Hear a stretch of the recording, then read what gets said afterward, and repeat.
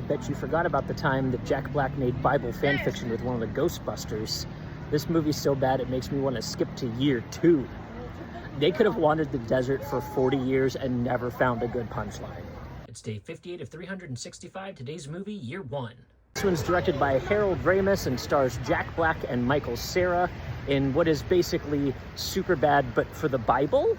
This marks our 3rd comedy in 3 days, and unfortunately 2 out of 3 were just not worth saving. The Hangover I still liked, thankfully, but this one, I'm sorry guys, I don't have a lot of good things to say about it. Having been a super fan of Superbad when this came out, I kind of knew what I was in for. I knew the Jack Black, Michael Cera thing was basically doing the Jonah Hill, Michael Cera thing, and that was a formula that was supposed to work.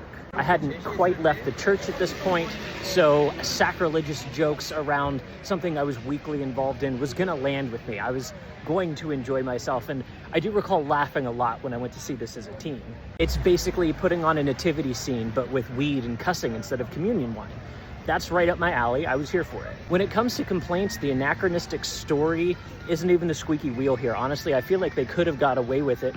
And it's kind of a meta joke at how the chronology of the Bible's a little wonky too. That works for me. Some of the sodomite jokes, those are funny in a way that it's pointing out some of the content that's in the Bible that just really is kind of crazy. This isn't stuff they added in for fun. This is stuff that if you read your Bible is in there. I actually kind of love them taking cracks at the Bible to remind us that the really grotesque stuff from the movie is text in the Bible. That's a fun jab to make. Unfortunately, Zed and O don't work for the same reasons that Seth and Evan from Superbad do work. There's little to no character here for them, and instead it feels like they're putting on an SNL performance scene to scene. There's no character work to be had here. This ends up making the whole thing feel like a tour through a Bible museum where teens are chirping in the background, and honestly, that would have made a better setup for the movie, if you ask me. But instead of dwelling on the things that I didn't like, let's jump into the 3 things that I did enjoy on my recent rewatch. The real standout for me here is Oliver Platt. Everybody's having fun here, but Oliver Platt playing a hedonist priest is having the most fun. He knows exactly what his character is. He knows exactly what kind of movie he's in. He plays it up to an over-the-top point that isn't as offensive because he's meant to be seen as like a bad character. The Christians won't be offended because this is one of the bad guys from the Bible. I think there's lots of places that the movie could have gone harder in its comedy about the Bible, but instead didn't, except for in these places, and that's where it really stands out. It's a lot of fun. The second thing that I loved are the costumes, props, and sets. I was gonna ask where did the budget go, but this is exactly where the budget went. You can see them doing an excellent job, not with just recreating costumes from the time, but recreating them in a way that makes it feel like they broke into a church's costume closet for their Easter service or their Christmas service.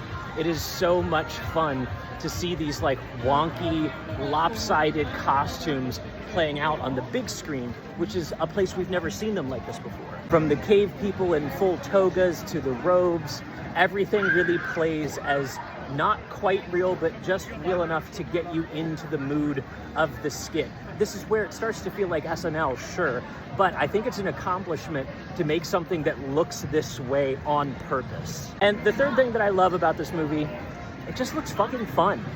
I've been on a lot of sets where the set itself was so much fun that it actually hurt the end project. I think this is maybe kind of what happened here, because you can tell everybody's just having a really good time cracking jokes off set, probably more often than they got cracked on set. This is an opportunity for everybody to just kind of hang out, have a good time, very wet, hot American summer of them. I really dig all that. This is an experience that's important for filmmakers.